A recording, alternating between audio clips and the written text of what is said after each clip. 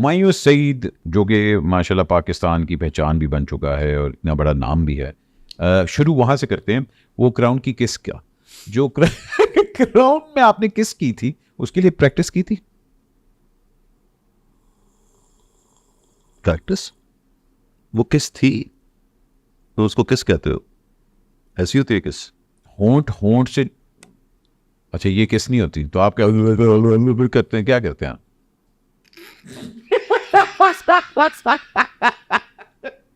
नहीं, मैं जानना चाह रहा हूँ कि आपकी कंसर्न्स क्या थी यार। भाई ग्रीन स्क्रीन थी सामने, ऐसे लगाया उन्होंने, मुझे 3D में शूट किया और उन्होंने बाद में किस दिखा दी।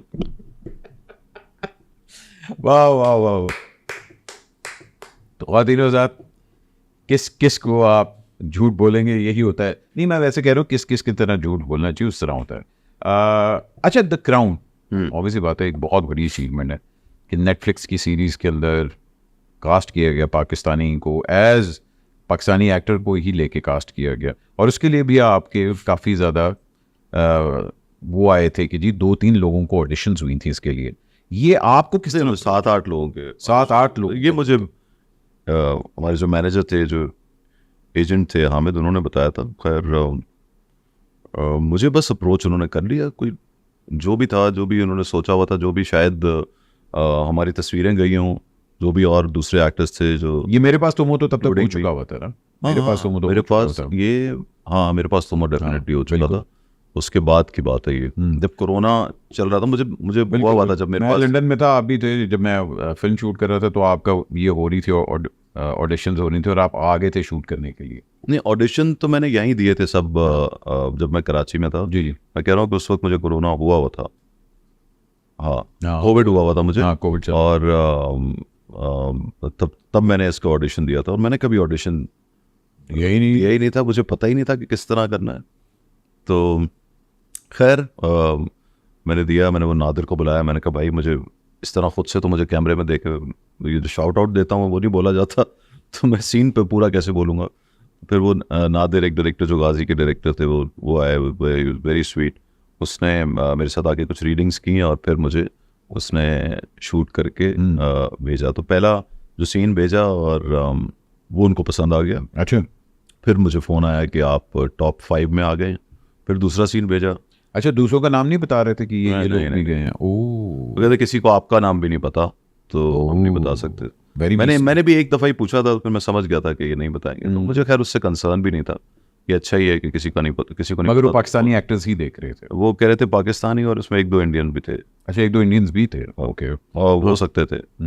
अच्छा, और वो आपका बड़ा एक, आई थिंक ये बहुत बड़ी अचीवमेंट है कि नेटफ्लिक्स के इतनी वन ऑफ द बिगेस्ट उनकी जो सीरीज थी उसके अंदर आपने बड़ा मज़ेदार कैरेक्टर आपने किया था, मगर उसके अंदर आपकी लुक जो थी उन्होंने बिल्कुल वो हीरो से हटा के एकदम एक बड़ा ऑर्डिनरी मैन, और ये सारा कुछ इंसिक्योरिटी तो हुई होगी यार, ये क्या मतलब मेरी लुक एकदम चेंज करें और ये वो सारा कुछ?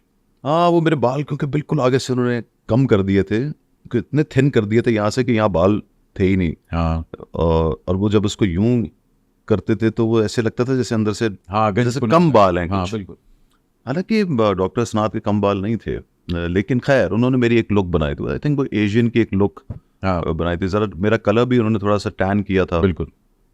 और I don't know why, but उनको ये पसंद आ रहा था। प्रॉब्ली ज़रा एक डिफरेंट दिखाने के लिए भी शायद, कि सब उनमें एक एशियन अगर कोई दिखाना है, 2 एशियन दिखाने हैं, तो उनको लुक उनका थोड़ा सा चेंज किया जाए।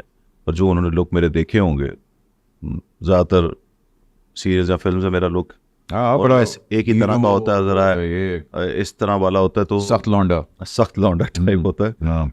तो उनको एक सॉफ्ट उन्होंने मुझे बनाया, सॉफ्ट लौंडिया चाहिए थी, सॉफ्ट लौंडा चाहिए था, तो उन्होंने मुझे सॉफ्ट बना दिया।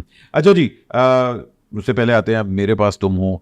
मेरे पास तुम हो आपको बताया कि आपकी करियर के अंदर एक इतना बड़ा लैंडमार्क है कि अब आपके लिए ही वो एक कह लें कि बेंचमार्क बन गया था कि यार अब मेरे पास तुम हो करना है। मेरे पास तुम हो के लिए नदीम बेग, आप, खलील साहब, और जिस तरह का फेम उस ड्रामे को मिला और जिस तरह की माइलेज उस ड्रामे को मिली, आई थिंक इट रीडिफाइंड आप लोगों को, अदनान को, नदीम को, all of you, it redefined all of you. और वो भी यही इस तरह था कि आप नहीं पहले कर रहे थे, क्योंकि वो भी मतलब 1-2 लोगों को ऑफर हुआ था? मैंने उसको 7 साल से रोका हुआ इसलिए था, रोका हुआ से मेरा मतलब कि वो समहाउ पता नहीं क्यों वो बन नहीं पाता था, और मैं हमेशा ये चाहता था कि मैं ही उसमें काम करूं और दानिश वाला कैरेक्टर मैं ही करूं। लेकिन बीच में फिल्म्स का बहुत टाइम आ गया ना, हाँ। पिछले 5-6 साल हमने फिल्में बनाई हैं, जवानी फिर नहीं आनी, पंजाब नहीं जाऊंगी।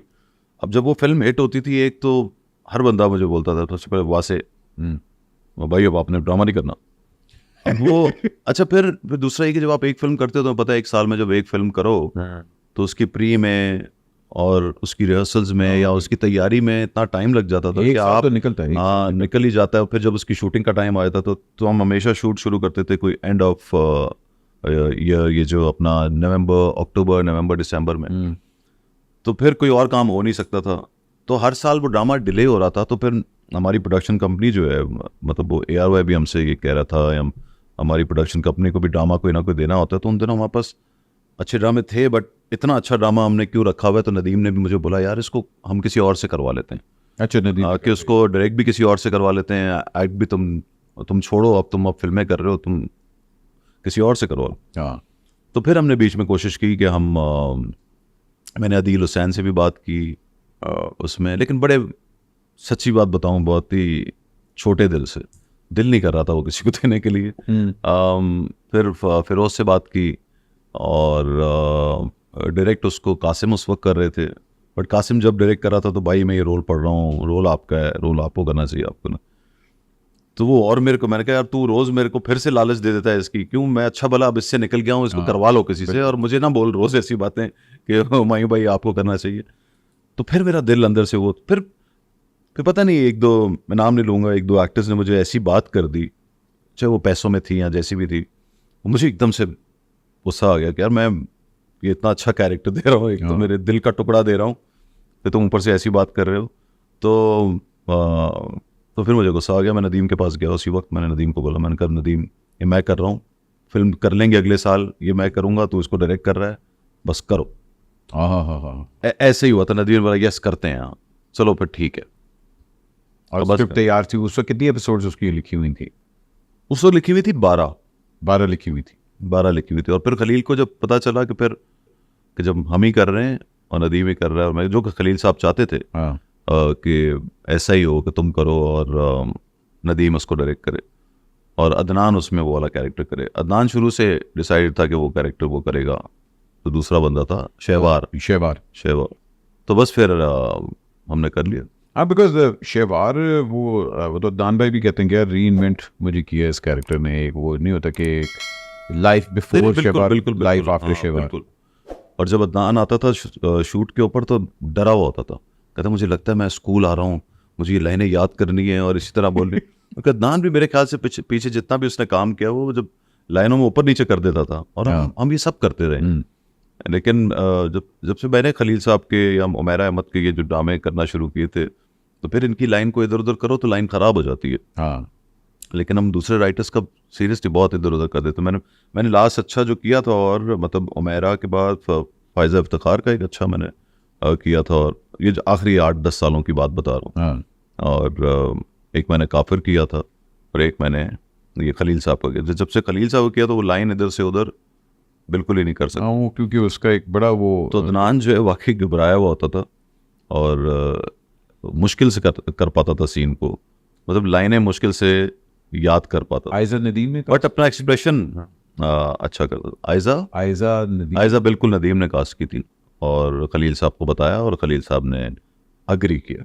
ये कैसे हो सकता है? खलील साहब ने मान लिया, पहले ही मान लिया? क्यों नहीं होता ना, खलील साहब माइंड में एक होता है कि यार मेरी हीरोइन ये होगी। आपको पता है माशाल्लाह खलील साहब की तो अपनी एक वोकैबुलरी इस तरह होती है, ये होगी। आई थिंक हुआ क्या था कि महविश से भी बात हुई थी, लेकिन जब नदीम नहीं कर रहा था तो शायद महविश ने मना कर दिया था करने से। लेकिन उस वक्त जब आपने यस किया था तब तक आयजा पहले ही हो चुकी थी। जब हमने यस किया तो आयजा पहले हो चुकी थी। तो फिर जिनको हमने ऑफर की थी पहले, जब हम वापस आए तो उनके वापस फ़ोन आए थे कि ये क्या हो गया, आप लोग तो नहीं थे इसमें। तो अब कैसे, तो अब हम करने को तैयार हैं। तो फिर उन्होंने बोला नहीं, आयजा को ले लिया, और आयजा ने किसी और के साथ भी हाँ कर दिया था, तो ये भाई deserve अगर आप कर- देखें तो औरत के पॉइंट ऑफ व्यू से ये बहुत ही लेकिन वो उन्होंने भी डर के, क्योंकि उनको था कि एक बीवी जो इस तरह करेगी तो पता नहीं क्या हो, किस तरह का इम्पैक्ट पड़े। लेकिन आप देखें आयजा का भी एक गेम चेंजर था आयजा के लिए भी। कमाल था, she did a great job, बहुत अच्छा किया। और ऐसी लड़की जो लगती नहीं कि ऐसा करेगी और वो ऐसा कर गई उसमें, तो वो ड्रामे को हेल्प किया था नहीं वो तो उसके आपको- कैरेक्टर ने या उसकी एक्टिंग ने या उसके होने से। बेशक जी बेशक।